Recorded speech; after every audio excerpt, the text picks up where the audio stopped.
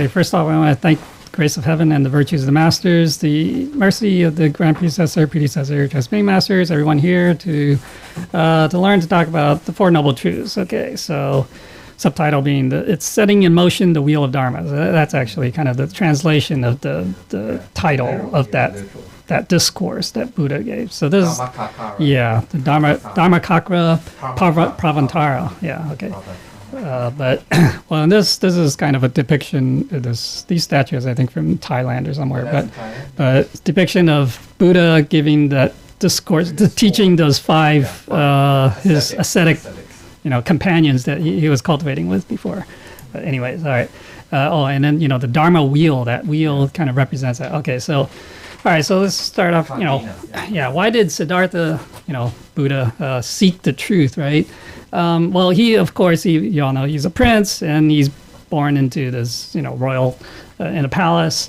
He lives there. Now, when he was born, right, or early on, his father asked these they're Brahmins. They're Brahmins.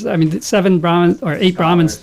To predict, what's his son going to be in the future, right? What's his destiny, right? So 7 of them, they all predicted. They raised 2 fingers. I say it could be either a king, great king, or a Buddha, great master. Okay. And only Kandina, he said that he will become a Buddha. He definitely become a Buddha. Okay, so cool, huh? so he gave the right prediction. But so the king obviously he wanted his son to become the next king. So he did everything he could to keep him, in the palace and everything, and living the good life, luxurious life. And he would not let him go out, leave the palace grounds, and because you go out and you start seeing things that are not so pleasant. But so he was kind of Siddhartha was sheltered from the harsh realities of life. But when he finally was allowed to go out, he said, he wanted to meet the subjects of the kingdom, and finally the king kind of agreed to that. And so he went out with there's I guess his charioteer or whatever, the chariot rider Chana. Okay. Chana, right, so he went out. Horse. Yes. Yeah. And then he saw these 4 sights, and this would change things forever. Okay, change his destiny basically. And also, you can say the course of human history. That too. Yeah, if he hadn't seen these, he probably would not become Buddha. So let's put it that way. No Buddha. Rare, right? Yeah. So this is like very crucial. Turning point. In the destiny. Okay, of him and of the whole world. Okay, so the first time he saw what he encountered, even though his father tried to sanitize things out there, but he couldn't stop everything. So he saw someone who was very old, and so I guess in the palace he didn't see anyone that old. I guess even his father, I guess, wasn't that old. But he asked Chana, I was like, oh, what's this? He's like, what's an old guy? Yeah, it's like well, everyone gets old, that's a fact of life, right? So that kind of. He started thinking, it's like, that's interesting. I didn't know that. Then he saw someone who was sick. And the sick person, he's like, well, I guess he never got sick. But he's like, well, he asked Chana again. So Chana said, well, everyone does get sick every now and then. And then next he saw someone who's dying or dead. And he's like, wow, what's this? What? And so obviously they didn't really teach him the facts of life in the palace, I guess. Naive. They didn't teach him, certain things, I guess. But so he says, well, Chana said, hey, everyone dies, right? So so that really got him thinking. He's like, wow, what this life is, what was life? Why it has all these sufferings? And then he saw an ascetic. And that gave him hope. It's like, wow, the ascetic is searching for the truth of life and all that solution to the suffering. And so he said, wow, so maybe that's something that he wanted to do. He wanted to become like an ascetic, to seek the answers. So he said, hey, that led him to pursue that. And so basically, when he saw these 4 sides, all right, so his view of the world changed profoundly. Why do we have to undergo suffering in life, right? This question. So he's seeking the answer, trying to see, is there an end to the suffering? So Siddhartha decided to renounce the world, and when he was like 29, to become an ascetic. Right. So when he did that, when he wanted to do that, then his father, or the king, so the Brahmin, the 5 of the Brahmins. Okay, so the Brahmin's son. yeah, or the sons, right? But Kandina was still there. Older, yeah. Yeah. Remain. Yeah. Right. He was one of the 5. The original. Right. The original. Right. The other ones, because it's already 20. I don't know, some 20 years later. the Brahmin The other told ones, their son, right? yeah. Their sons, right? To wait Wait for- people when he meets the palace. No, Yeah. seriously, it's kind of weird. Yeah, because they want. Awesome. So wait they for this guy. right. Wait for this prince to come out. So they would follow him out and to go seek the practice. So at first they went to these 2 masters who taught meditation, and so they practiced that. But then soon after. Siddhartha, he was so good at it, these masters said, "Hey, why don't you teach us instead?" Because he was even better than them. Yeah. But he said, "Nah, this is not the way. Apparently, this doesn't achieve anything." So then they tried this one translation says self-mortification, Yeah. self-deprivation, Asceticism. It's the really austere practice, It's basically. hardcore training. Yeah, hardcore. Sleeping on bed of nails, not eating. All these things. Being Starvation, exposed to the elements, all that stuff. So that's what he did for like about 6 years, and he almost died. So there's the story of the shepherd girl. When because he was like trying to subsist on sesame a day or something, which is I don't know. So he's like skin and bones, but. So the shepherd girl kind of came and offered him some milk, and he drank it, and that kind of revived him. Unfortunately, then his 5 other companions, they say, "Hey, look at Siddhartha. He's giving up. He's giving up on this. He's enjoying life now. It's luxurious. Be able to drink milk, to be able to eat and sleep. Yeah. So they abandoned him. So it's like, hey, he's no longer. Deer Park. Yeah, they went to Deer Park to practice by themselves. Meditate or whatever. But the Buddha kind of revived, and then he kind of decided he wanted to continue to practice and find the truth. The middle path. That's when he realized. Yeah. So basically, under the Bodhi tree, whatever. So 49 days, whatever, and then Bodhi tree is a fig tree. It's supposed to be. It's a fig tree. Yeah. The scientific name is some kind of fig tree. Yeah, it's kind of weird. Yeah. Oh, but anyways, So he became enlightened, right? All right. So.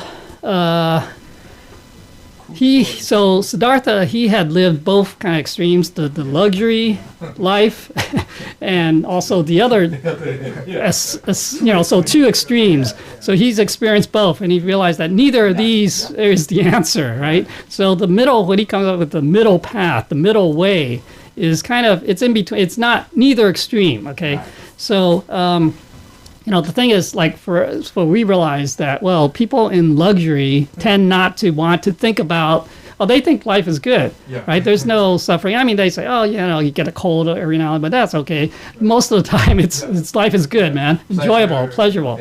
So they won't think of trying to cultivate or anything. They won't even think about life. They're in paradise. Yeah, this is it. This is heaven, right? But of course, people living in the other extreme, poverty, and desperation, they're faced with a lot of suffering, and so they realize that life is suffering. And for them, so for us, when we are today society, it is easier to propagate the doubt, to have people cultivate, in that situation, when people are in that kind of situation. Of course, if they're really in bad straits, it's hard too, because they're just trying to survive. And so, they say, the spiritual stuff, yeah, it's good, but, I need to survive, right? So for them, it's also, so again, these extremes is very difficult. But it's interesting, he encountered, or he lived both extremes, and he still sought out this truth. Okay, so the end of suffering is realized by following the middle way. Okay, so the middle way, right? So it's this. This is basically, once he became enlightened, he realized what this way was. Then he went and tried to look for his 2 masters that taught him the meditation. He wanted to teach them, and because he felt that they have a foundation, they can become enlightened. But unfortunately, they died already. And so he went to find his 5 friends, the other ascetics. And then he found them in the Deer Park. Near Sauna. Yeah. At first, they kind of like they were going to They ignore him. disrespected They him. didn't want to respect him because, hey, this. But then as soon He as gave up because they gave up. because as soon as he came, they saw him. It's like, wow, he looked different. He He's has like radiant. aura, There's like yeah, this yeah. this light. And so they couldn't help themselves but to respect and listen to him at least. And then so this is what he spoke to them is called this Dharmakakra Pravartana Sutra. Okay, so that is the setting in motion of the wheel of Dharma. Okay, so this is like the first, Teaching. it's the first teaching, you can say, yeah. So it leads one to the liberation from suffering. Okay, so he talks about the 4 Noble Truths and then the Noble Eightfold Path. I mean, he doesn't go into detail about these things. He's kind of describing them. Later on, he did. Yeah. So 5, and then so actually Kandina, after this teaching or at the end of this teaching, Kandina realized actually what understood. Basically, he understood this causality. The anything that can be caused can also be ended, right? So at the beginning, there's an end. So he realized you can say the causality, and then Buddha kind of confirmed that. It's, oh, Kandina, You have seen. yeah, you've seen it, yeah. You understood. You understood, right? And then I think it's after that at the next teaching that Kandina then achieved the arhat, Arhat. enlightenment. So he's the first disciple right, to become an become an arhat. arhat, right. Right. Buddha.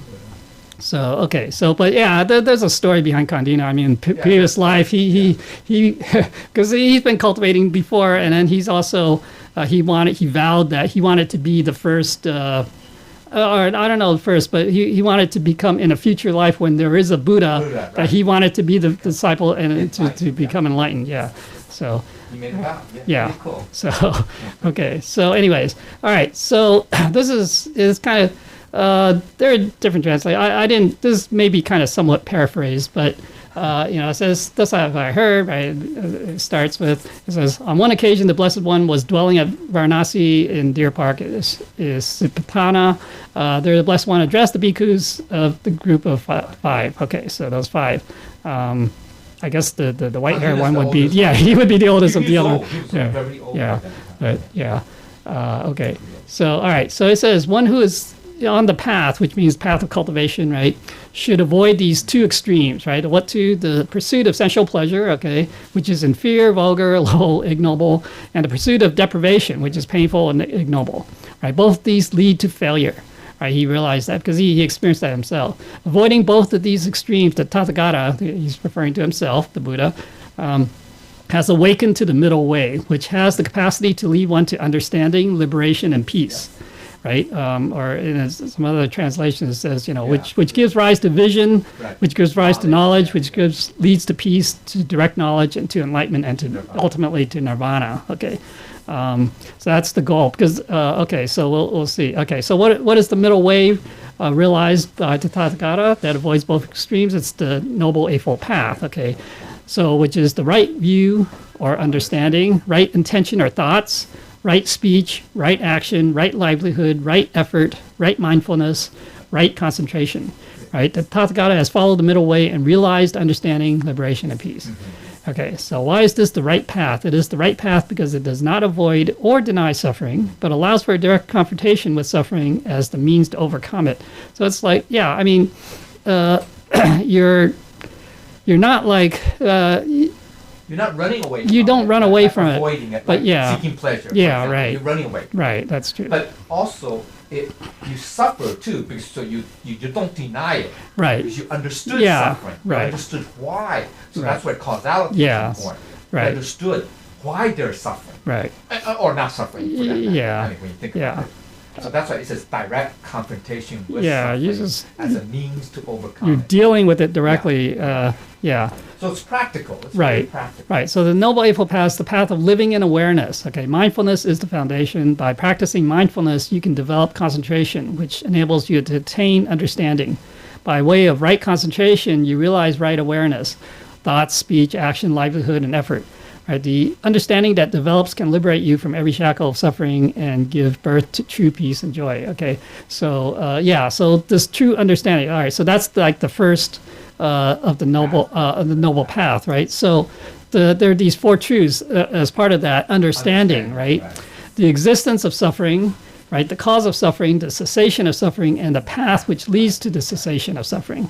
Right, I'll call these the Four Noble Truths, dharmas that have never been heard before, and which are to become. Okay, so it's like this is like the first time that the world has ever heard, about this.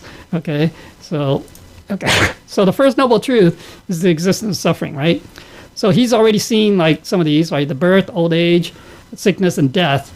Right, he says they're all suffering. Sadness, anger, jealousy, worry, anxiety, fear, despair, and suffering are suffering. Okay, so basically these emotional things.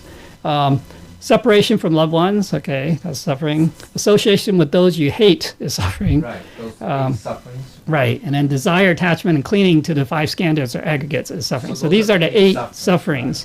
Now, even if, we don't suffer from, we definitely, those first four is universal. That's, you can't escape those first four, the birth, old age, sickness, and death. I mean, maybe you don't get sick, I don't know, but. No, I think everybody gets sick. Yeah. Nobody claimed that they never got sick. So at least there is those sufferings, okay, even if the other ones, but actually. It's more like emotional. Yeah, those are the emotional as types. opposed to physical. Right.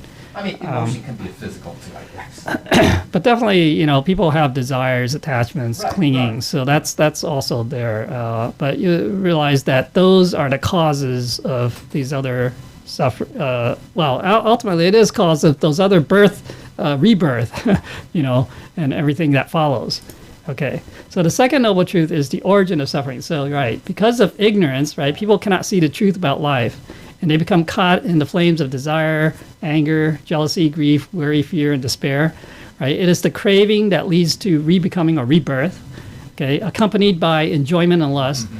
And enjoying this and that, okay. In other words, craving for sensual desires, craving for becoming or being, right? Craving for disbecoming or non-beings, right? So either, it's like if you're enjoying life, then you want more, right? You want to be. And if you're suffering, then you don't want it, right? So it's like this duality here. But actually, all of these, it's because of. So why is it called the middle way? Also because it's non-duality, right? Duality, because if we fall into duality, right, like dislike, then that can go to extremes. Well, even if you don't go to extreme, that's itself is also, when he says, don't extremes, is basically don't go into duality. Right. Okay. Right. So that extremes is kind of one example. But so if we don't go into duality, then we won't fall into this, right?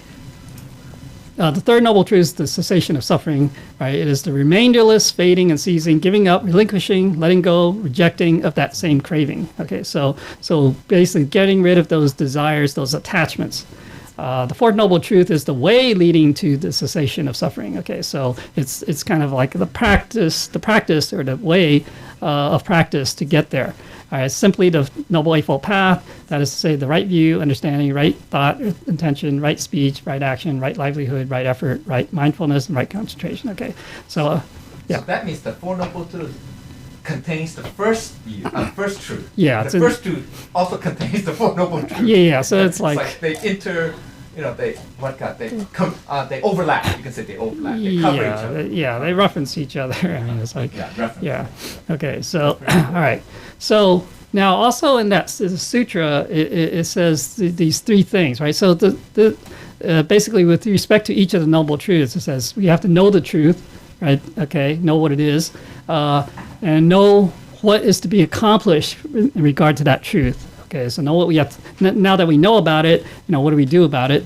And then knowledge also of the accomplishment in regard to that truth. So actually we do it and to achieve it. So that's what's called the three turnings. Right. And then applied to the four, it becomes the 12 motions. Okay, so that's this turning of the Dharma wheel. So it's kind of referring to that. Okay. So it's not just, we don't just know about it. So we have to know what we're supposed to do about it. Okay, and then we're supposed to practice and do it.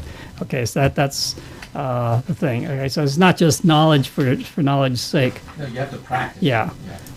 Okay, so in regard to these 3 turnings and 12 motions of the Four Noble Truths, if they had not given birth to vision, wisdom, and understanding and bodhi, then there's some other stuff that I could not have achieved liberation, gone beyond, and departed. Okay, so the Buddha.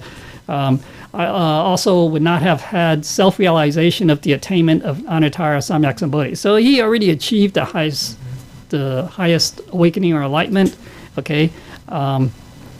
Yeah, I mean, basically, he's already in nirvana, right? We kind of use the word nirvana. I mean, yeah. Death. Yeah. But you can say pari-nirvana as meaning when you died, but he's already in nirvana. Yeah, okay, achieved the state of nirvana. Even though he's alive. Yeah, right. Physically. Yeah. Right. So it's not that you're not in this world. Right. So you can be in this world and be in nirvana still.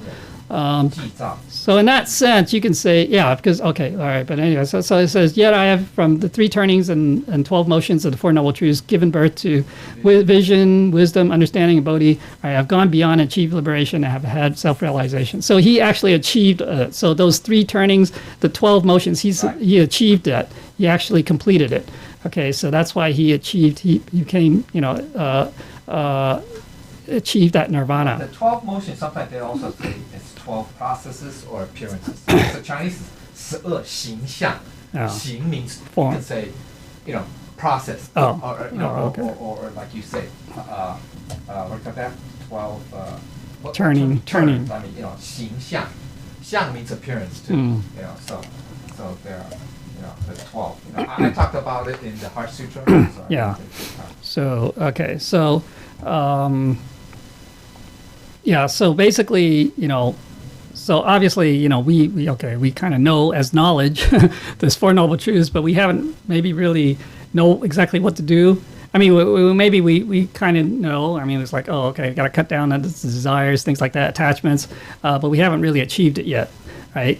Because according to Buddha, if you can achieve all that, then you can become enlightened. Okay, so, all right.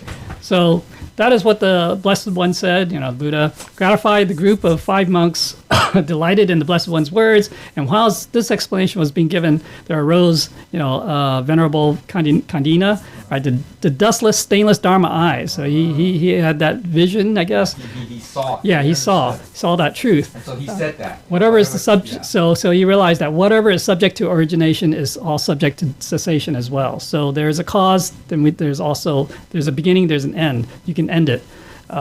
So then the Buddha says, Kandina has indeed understood. He's understood. Okay, so Yeah, that's when he's going to be an arhat. Right. He realized it. Yeah. 明心见性. Yeah. Say that. Yeah. So okay. So that's. I mean, the sutra is very. That discourse is very short. Okay. Okay. So these Four Noble Truths, right? We use these term the term dukkha, right? All forms of existence are unsatisfactory and subject to suffering, right? So. Obviously, suffering is a human kind of anthropomorphic description of things. We don't say like inanimate things don't suffer, right, like a rock. but they do change. Okay, they suffer. Well, you can say they suffer. Erosion, things like that, right? Yeah. So they can be so. But those are, you can say, suffering. They're not perfect, right? Even diamonds Right. are not going to last forever. Okay, so things don't last forever, and that's why there's dissatisfaction or suffering. But actually, suffering has 3 meanings. You know that, right? Physical suffering, Yeah, actual right. pain, Right. displeasure. Then there's the notion of dissatisfaction, because, you could say, can you stay young forever? No, Right. so you're never satisfied, Right. You're never satisfied. And then the last one has to do with more the mental aspect Yeah. of that suffering, of that notion of everything is, not permanent, not forever, changing, so it's imperfect. You Right. can say notion of imperfect. So it's those 3. Right. So it's pretty broad. Yeah. Pretty broad. And then the samudaya, which is all suffering and rebirth, are caused by craving, desire, or attachment. So it's The origin. so these are, it's like there's a force. It's like a magnet, right? Mhm. There's a magnet, and it's pulling, desire, you can say desire, craving, attachments are is like this magnetic field that's pulling things, pulling us towards something or pulling something towards us. And so that is what leads us to these constant cycle rebirth. Okay. Because we create karma, all that. Okay, so nirodha is the cessation or extinction of craving results. Okay, so that we can end the rebirths and suffering, right? So the Buddha, when he actually realized, became enlightened, that was his last birth in this world. Okay, his final birth. And then Magga, the middle way, which is the Noble Eightfold Path, by which ends suffering and rebirth. Okay, so in dukkha, right? So again, the 8 sufferings, right? So we realize birth, we all experience these, and then the emotional aspects. Okay, so and the 5 skandhas. So everything it comes from the 5 skandhas, actually, how we view the world. We see things as real when they're not, and then so we become attached to them. And then so in a little bit, we'll talk about the 12 links of dependent origination, because that's where you have to break the cycle, break that link. Okay, so again, because of the origin of suffering, right? All suffering caused by craving. So because of ignorance, people cannot see, right? Okay, so again, it's ignorance is one of the things. So knowing is, of course, knowing is not necessarily enough, because we might know, but we still don't act on it. So you have to kind of overcome that. And that's why the Eightfold Path talks about it's not just knowing, but it's also the actions, how we go about, right? Okay, so let's go here. All right, so let's talk about this, the 12 links. So remember, so our desires, let me skip this. All right, so here, desire, craving. Okay, so basically, desire and craving. Okay, so desire and craving, and then grasping, clinging. Okay, so this leads to becoming, and then karma. Okay, present day karma. Leads to birth and then aging and death. So it kind of starts the cycle. Okay, so, but actually, yeah, you can go all the way back to the beginning, which is ignorance, basically. Not knowing, not understanding, right? Not having the right view, or right understanding of things. And that you can say is ignorance. And then so that would be the original cause, really. And then we start, thinking about, we create these things in our mind, and through our senses. Okay, so again, this is like the 5 skandhas part, that we have contact with the external world, we have feelings, and then that generates these desires and craving and cleaning. So it's kind of a continuous cycle. So we have to break it. So we say, oh, these desires are the thing. So where can we break this? Basically, okay, so all right, let me go. Desire, okay. So we want to break, let's see. Whoops. Oh, okay, all right, okay. See, let me skip this. Okay, oh, okay. All right, so, yeah, we tend to want to, things that are pleasurable, we want more of it, right? And we want to avoid things that are bad experience, right? So basically, we always want to be, trying to seek pleasure, right? So the problem is, the more we do that, the more it becomes like a habit, and it's hard to break that. So that's very difficult to break. But we have to kind of. That's why the teachings, right? They include, precepts, right? Discipline for us to try to cut off these things. Those are also all of these practices and principles are there to help us try to eliminate these desires. Okay. Okay. So, right. They say where you should start. The lecture really talks about this. So it has to be related to the skandhas and the 12 links. Yeah. So actually, he says you should start from the interface. The sensation, between form and thought. So that's sensation. Right. So that's number 7 on the 12 links. Have you seen number 7? Yeah, right. The 12 links. So that's where you start, because that's the interface, So if you can control, not be affected by sensations, sensations, feelings, you can say feelings, Yeah. sensation, feelings. If somebody insults you, it's not like you should ignore it. I mean, yes, you should. Just don't let it affect you, Right. arouse. Because once somebody says something to you, your mind will start thinking, Yeah. right? Right. Oh, that's an insult, or whatever, or I should retaliate, or whatever, right? So that's the interface. It's just sensations interface to the external world. Right. So there's two ways, two processes after that. So why sensation? Because it deals with the external, and also it leads to your internal. So the internal is the what? The thoughts, the conscious. Eventually goes to the consciousness. Mental formations, ideas, right? Then consciousness means Yeah. you have an intent. You have an intent. You already form intent. Yeah, I mean, it's hard to do it at contact, but I mean, you can isolate yourself, but Yeah, that's what some people try to do. they try to do that, but it's not complete. But there's still the the mind, mental the side, mind, right. yeah, you're still thinking there are of stuff. that's what I'm saying. There are Yeah. two directions. I mean, Yeah. not two paths. Two parallel paths. One is external. You have to control. And then the internal side. Yeah.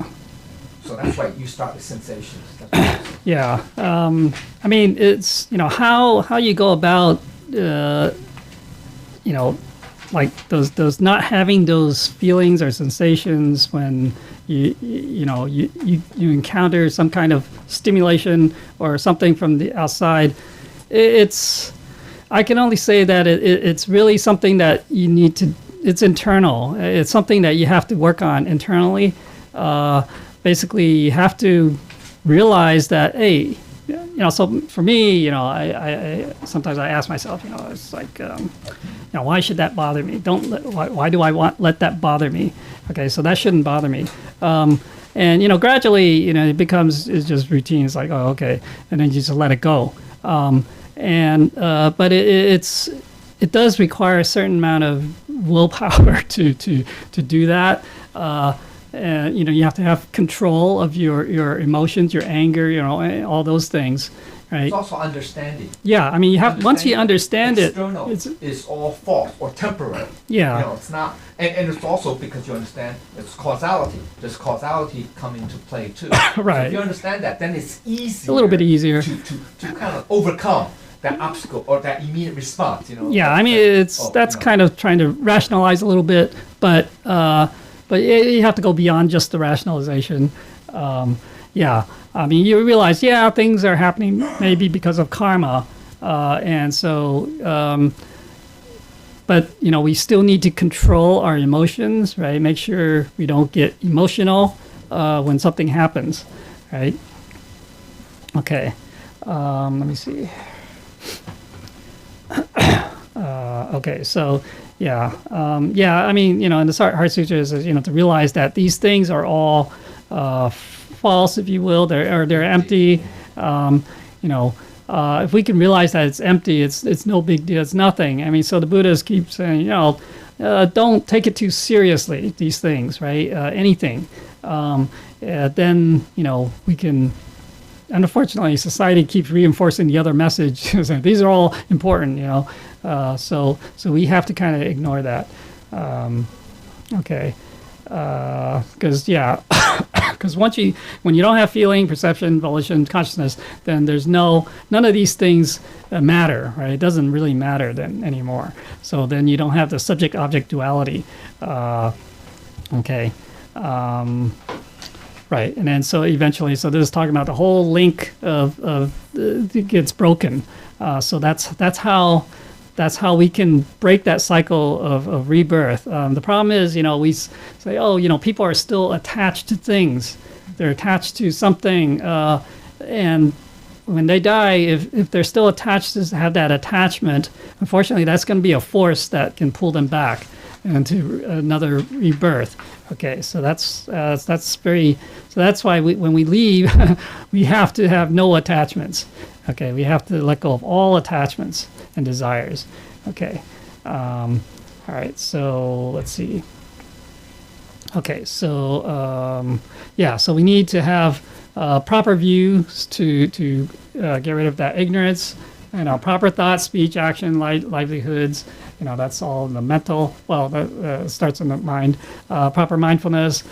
Do not give rise to a single thought, right?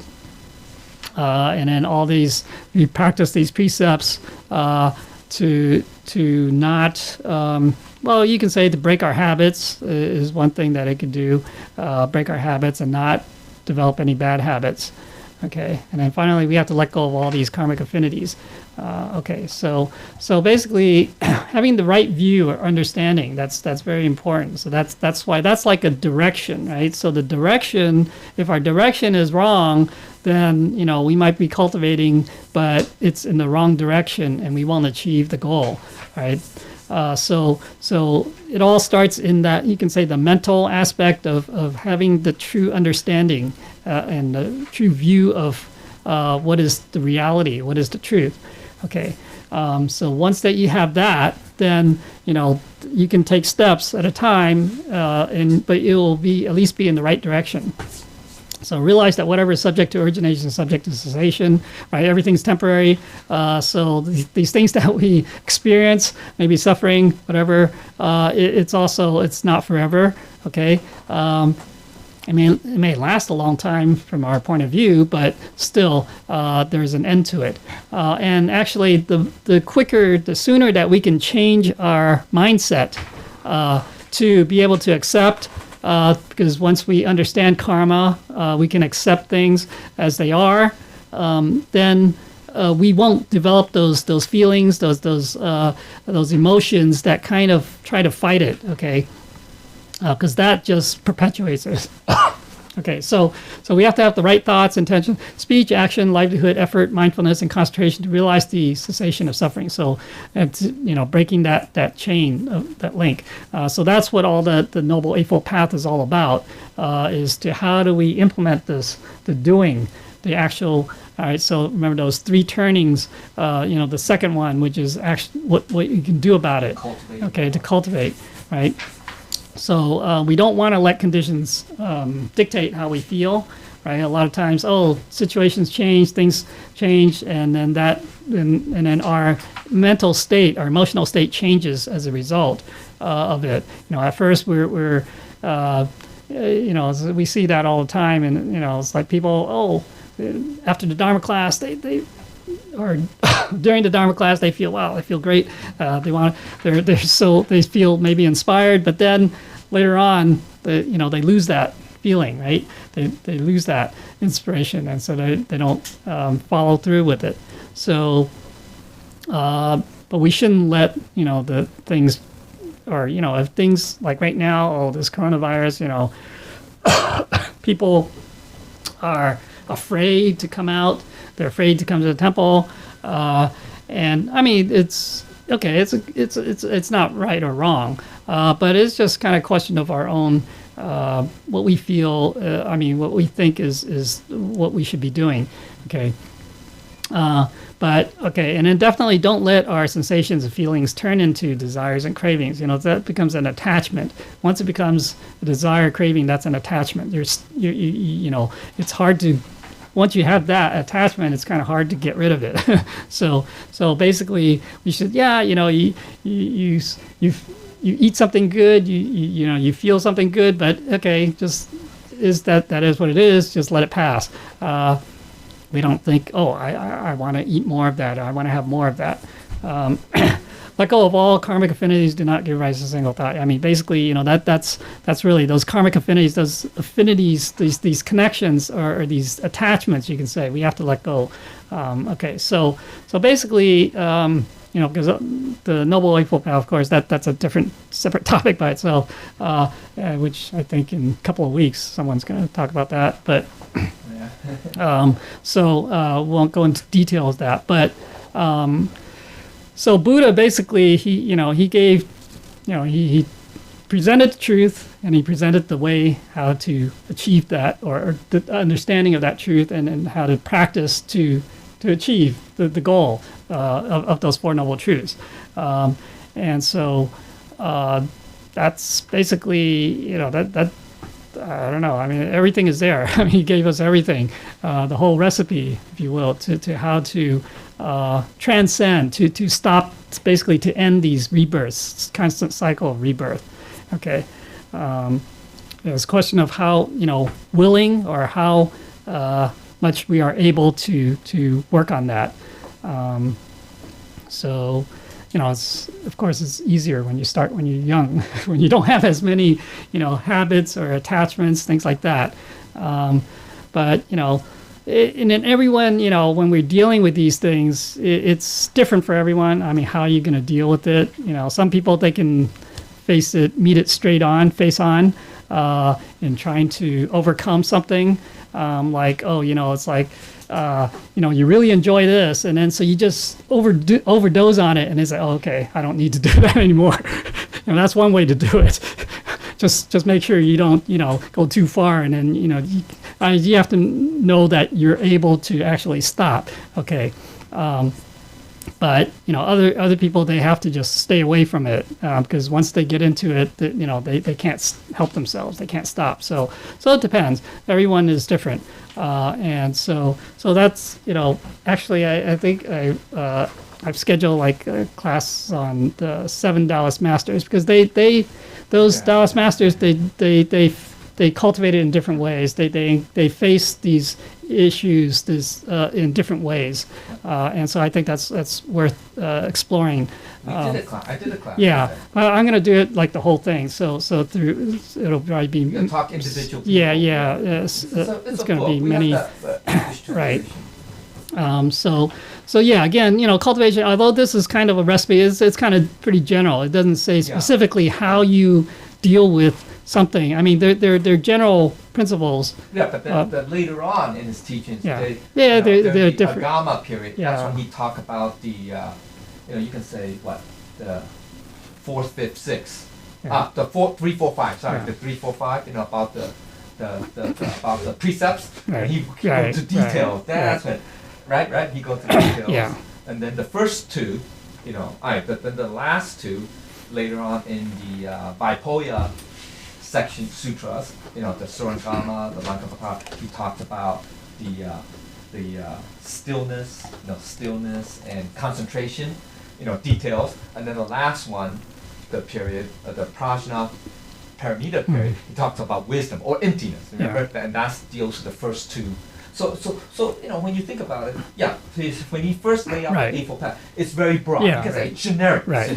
But then the details Come follow later. from Yeah. his future, later, basically his whole life, Right. all his teachings. Right. So depending on how much you understand, it's what we talk about the 3 cards, the 4, what level you will Right. achieve. That's all. Right. And so, but in general, it still falls back to the 8 general Right, paths, right, the the- 8 proper paths. Right. Yeah. So. So it's all ties up together. Right. It's what I'm saying. It's a link. It's not like you look at it separately. Teachings. No. They're all connected. They're all Right, connected. right. Yeah, I mean, and then those three periods, if you Yeah. will. I mean, it's also, they covered basically the precept, right? You say precepts, concentration, and wisdom. Right. Right. Those are 3 to overcome our 3 poisons. Poisons, Right. So if you can overcome 3 poisons, you basically can achieve the same at least thing. an arhat, Right. At least, yeah. So, At least an arhat. okay. So, all right. So, any other comments, questions? No. Okay, because time's up. Oh, yeah.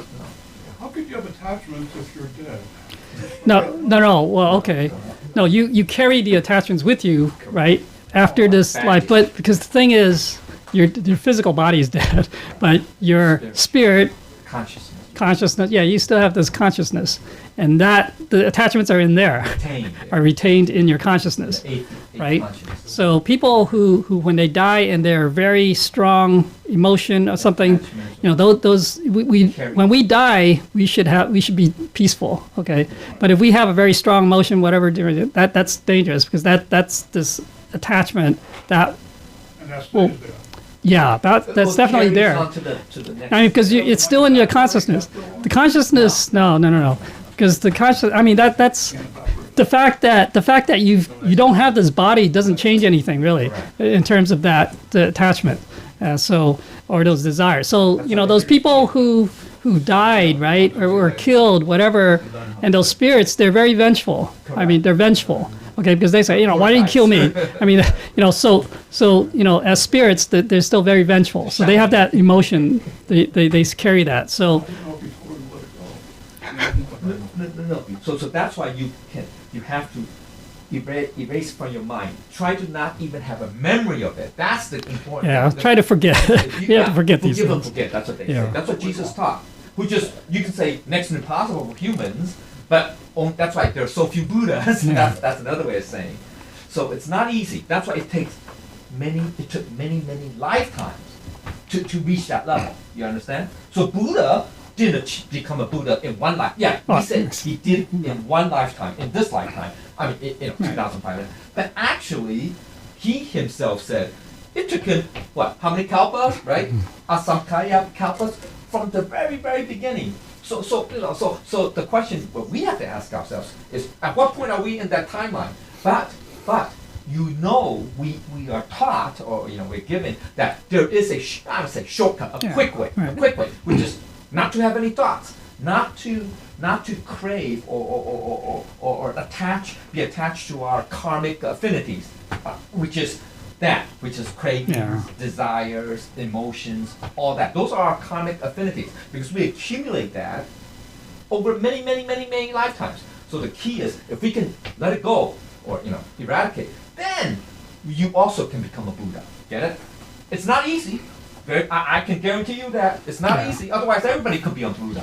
But that's the way. But the point is, it's not impossible, quote unquote. It's maybe 1 in a billion people, but it's still a way. Right. I mean, it's Yeah. still a way. Yeah. I mean, really, yeah. the only way. Really, if you want to talk Right. about. I mean, the ultimate is what Buddha achieved in terms of that's the no rebirth. Okay, so he's basically become one with everything now. He is one. Okay, but a lot of there are a lot of other Buddhas, Bodhisattvas, right? They're not at that one yet. I mean, they haven't achieved that. I mean, they're still coming back to this world to either to spread the teachings again or whatever, to just help save other sentient beings. Okay, so there's that little bit remainder of some, I don't know, desire, if you will. It's based on a vow. Yeah. Okay, so they have vows, right? So, but No, it's on purpose. Yeah, it's on purpose, It's yeah. like interesting Right. because they could become a Buddha They if could, they want. right. I mean, they want to, but they still retain, you can say, that desire in order to fulfill that vow is to say, I will not become a Buddha until all sentient beings are Buddha. Right. Essentially, that's Yeah. the vow. Generically speaking, Right. that's what makes it a bodhisattva. right. But then when you think about it, But they're really, I mean, they are enlightened. They are enlightened. Siddhagarbha, They are enlightened. they were bodhisattvas, right? We say, Yeah. but they're all Buddhas now. Yeah, in essence. I mean, it's kind of a technical thing, I guess. Yeah, I mean, it's- difference, it's but anyways, yeah. Technicality. So, but because they have no attachments. They're free to come and go as they please, anyways. So, okay. So, anyways, all right. So that's it, I guess. Okay. So, if I had said anything wrong or not well enough, I asked the Buddhas for forgiveness and also the transmitter and lecturers corrections. Thank